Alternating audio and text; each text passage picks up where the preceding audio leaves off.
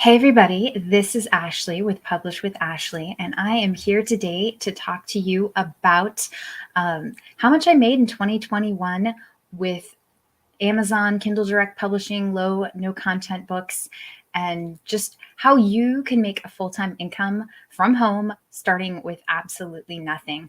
So I'm going to talk about that. I'm going to talk about what is this KDP opportunity? How can you make money on Amazon? How can you start a business for pretty much nothing? Amazon is a fantastic opportunity.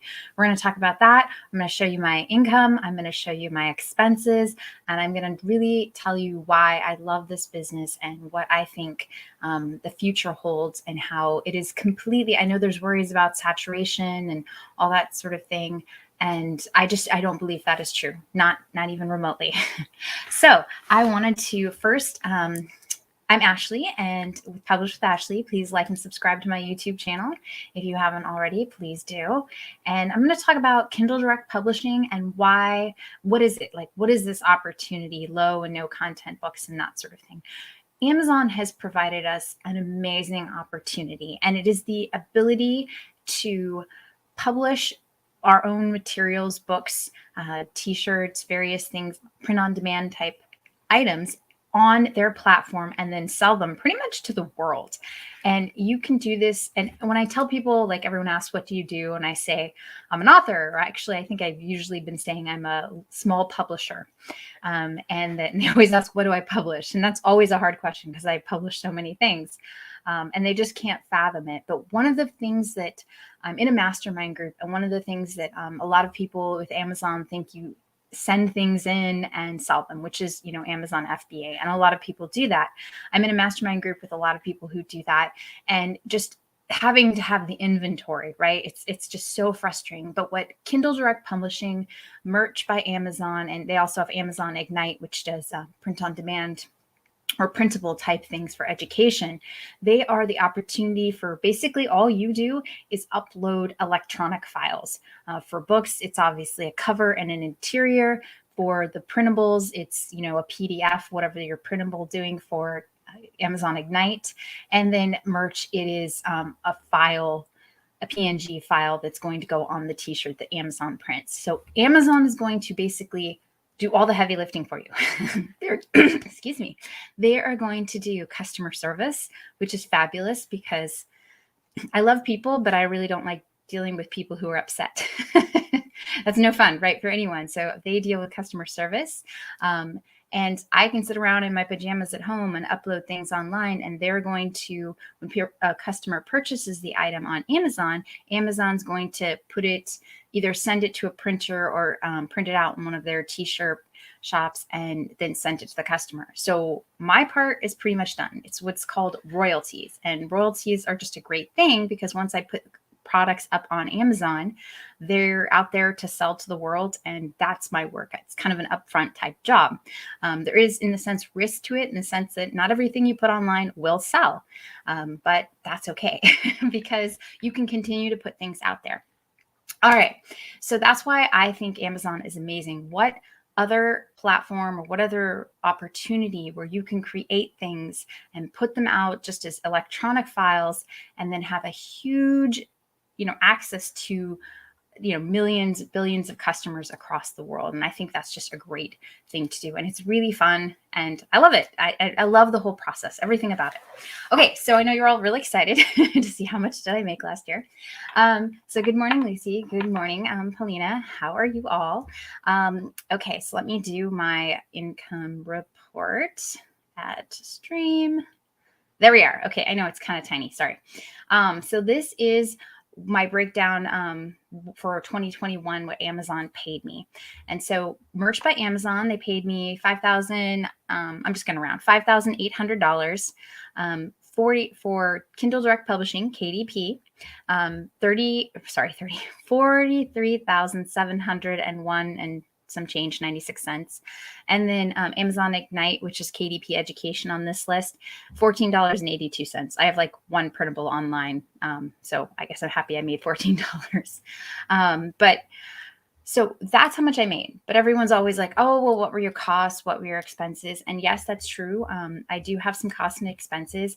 My only Recurring expense is Creative Fabrica. I pay for them monthly. But the rest of the tools I have purchased outright. So I prepaid for them in years past. So no expenses for those this year, but about $6 for Creative Fabrica every month. So really minimal cost, right? 6 times 12, $72, right? So minimal incomes on that. So really some of my expenses come in advertising. And so what I did is let me just show you let's see, that one. Did I do it right? Okay, yeah, it's tiny again. I'm sorry, but I had to add it all up because Amazon doesn't show you like a yearly view of your expenses. So I went through monthly and added it up. And this is a slight estimation in the sense that I advertise in various countries. So I did a high conversion rate. Like I picked the highest conversion and multiplied, right? So in dollars, it is about $4,874.96. So my total, let's see, next one. There we go. That one's big. My total that I actually made in profit, if you will, is $44,645.73 minus like the $72 or $72 for Creative Fabrica. And that's pretty much that's all profit. The nice thing about that too is as far as your taxes go, I've been doing my taxes lately, is it is royalties. So the income is taxed a little bit differently than your W-2 income. So that's pretty cool. But it's really exciting to see that I can literally make a full-time income from home in my pajamas or whatever and do this. And this isn't something I make a full-time income.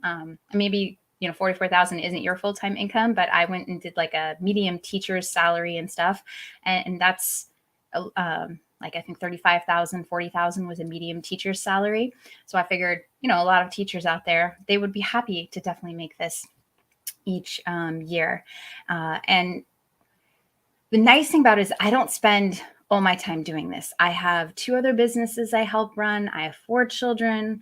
I have a reserve job with the Air Force. I'm just busy. And so this is something that I don't spend full time. I don't spend 8 hours a day working on or anything like that. But it is an income that I can make each year. Maybe it's not 44,000 every year, but it's an income I can make from home with royalties and just put the work up front and then do some effort to advertise, do some effort to, create really good products in my free time and put them up there. Like at this point in time, I'm probably trying to I imagine for this year, I'm going to add another probably 20, 30 books to my catalog. Maybe some more, but I know at least that's how many I'm going to add at this point in time. And so I'm hoping to see my income stay at least the same or maybe grow a little bit for next year. But even if it stays the same and I put in the effort to make 30 books, I think this is fantastic. So addressing that whole, is it saturated? I don't think this is saturated at all. I went through in one of my December income report and showed you that the top like 5, 6 of my sellers were all books that I had published in the past 2 months, okay, or 3 months or something like that. So, and a lot of this is actually books that I've published in the past few months. So when people tell you it's saturated and all that, they just aren't thinking creatively.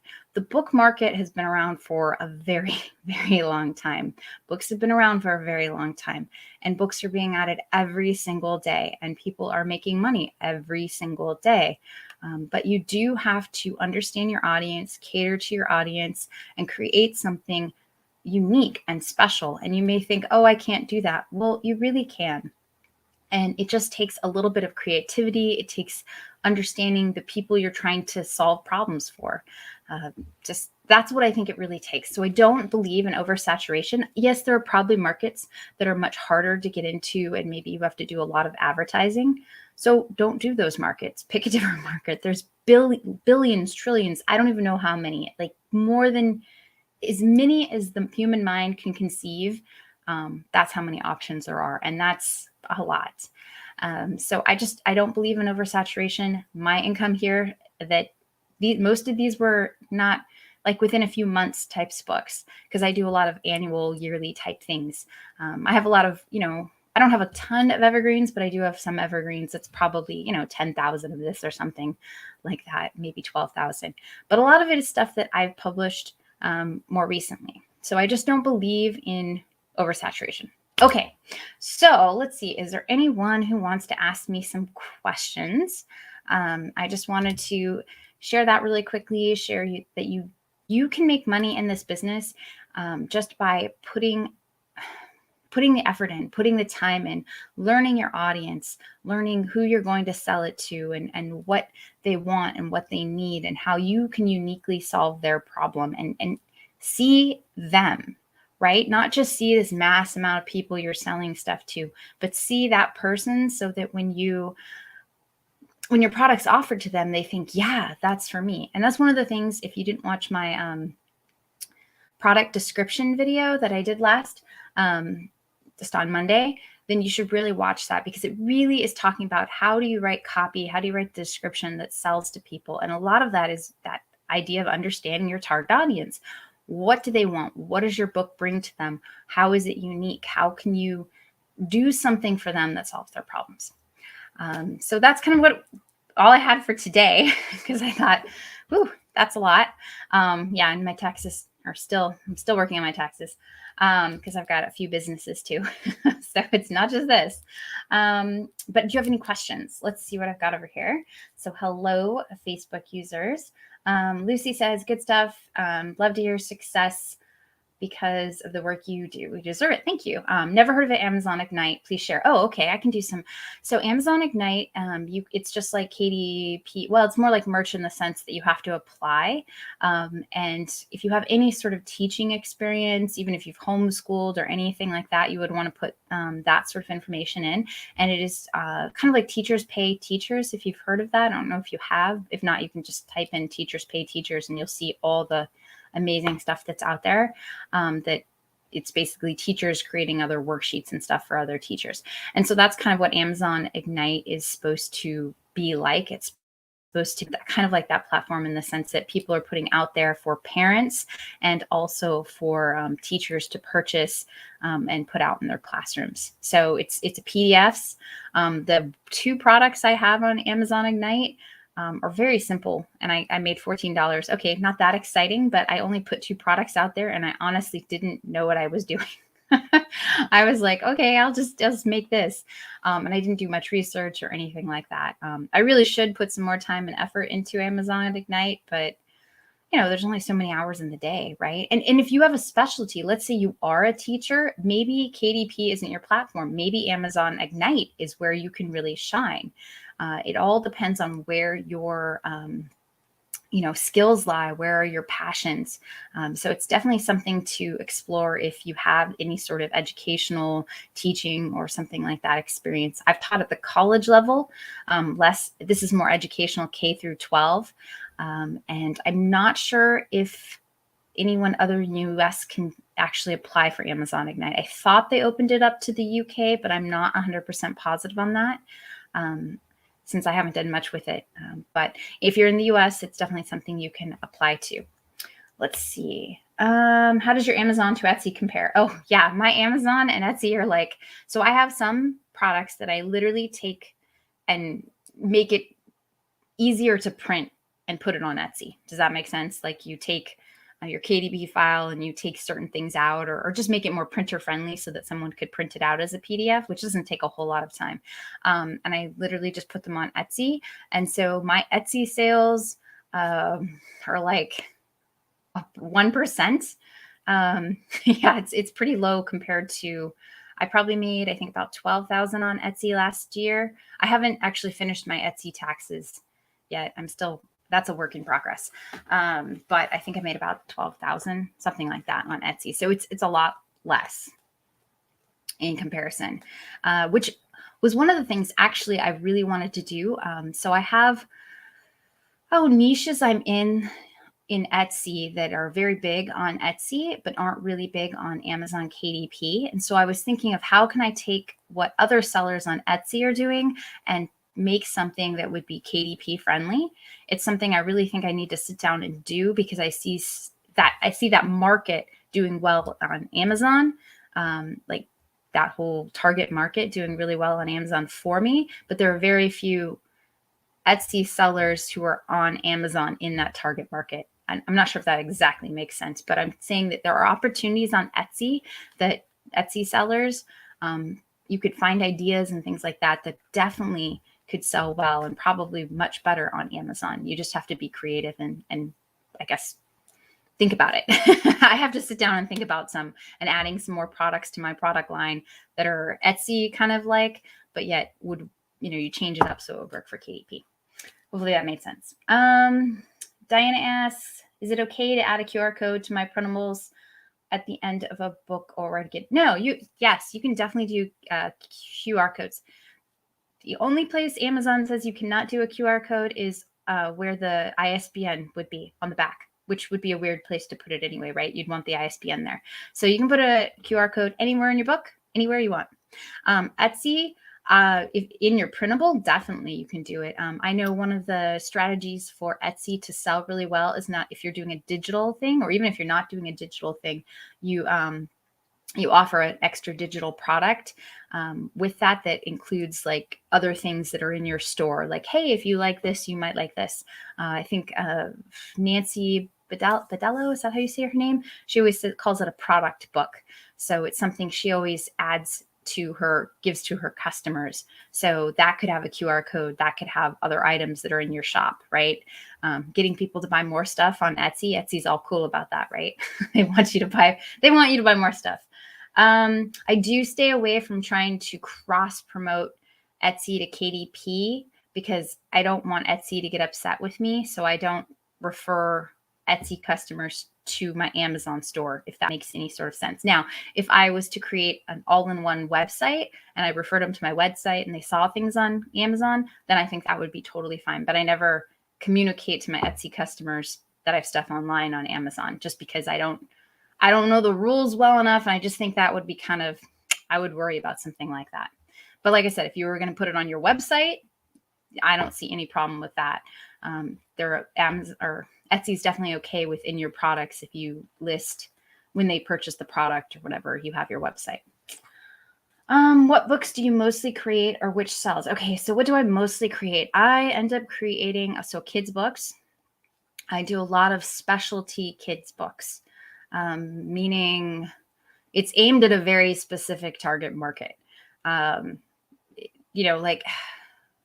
I do more activity books than coloring books. So it's got coloring pages, it's got word searches. Like an example would be activity books for Christian boys who love sports or something like that. So that's what I mean by really specific. I pick very small markets, but it's really easy to advertise to those markets, which is why you'll see my advertising costs are $4,000. And most people, what did I say? 4,800. Most people's advertising costs are much more than that. I tend to keep my ACost somewhere between around 15 to 20%. It just depends upon I've lately had it at about 10%, but I would say overall throughout the year, it probably is 15 to 20 overall. So that's really low. And it's because I pick those small markets. I can advertise to those small markets. Someone looking for a specific product like that, I can advertise to for very cheap, and they are not highly likely, but definitely more likely to purchase than other, broader markets. So I do a lot of kids activity books. I do a lot of, I would call them prompt books for lack of a better word. It's a lot of daily questions and asking people and that sort of thing. And so prompt books, an example, not one that I do, but I know I know a few people who do all of them, is writers prompt books.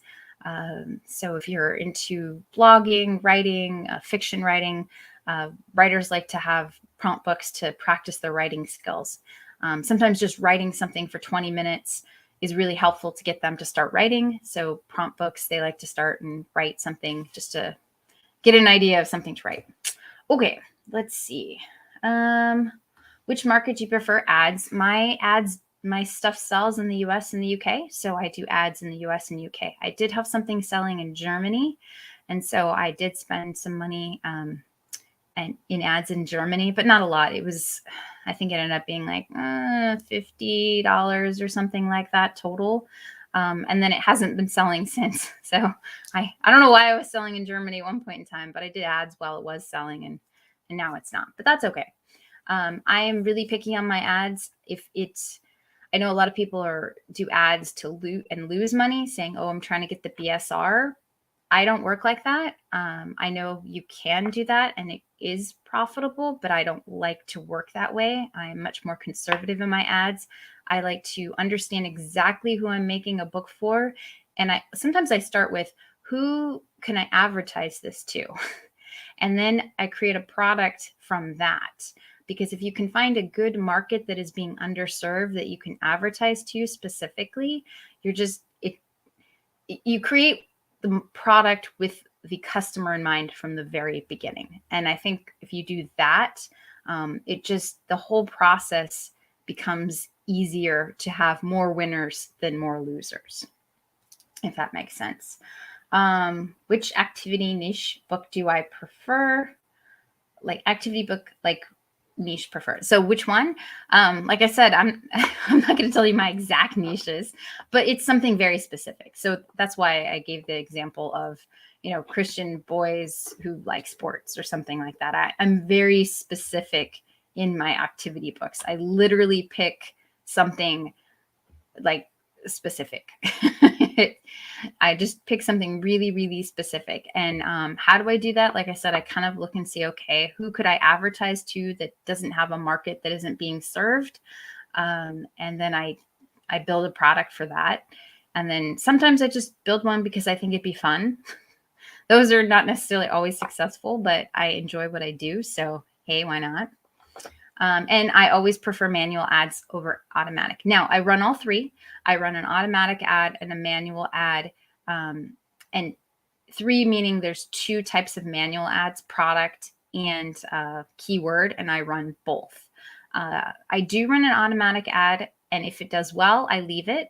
But if it doesn't, I cut it. I turn it off and use what data I got from it, because the automatic ads, you can download the keywords that are selling or not selling. So any of the keywords that are selling, I will add to my manual ad. But I do best on manual ads. I think that's the way to go because you can dial it in. Now, like I said, I do an automatic ad, and if it's working, I just let it run. I have a few automatic ads that have literally run for about 3 years now, and they're doing well. I let them run because they're profitable. So sometimes automatic ads, you get lucky and sometimes you don't. But even if you don't, you can get data and information on what keywords did well or didn't do well. And then you use the keywords that did well for you and put those into a manual ad. So yeah, let's see. Anything else? I think that was my last question. Let me scroll down to see if I'm missing any. All right. That's kind of all I have. I'll give you guys one last parting shot at if you have any questions.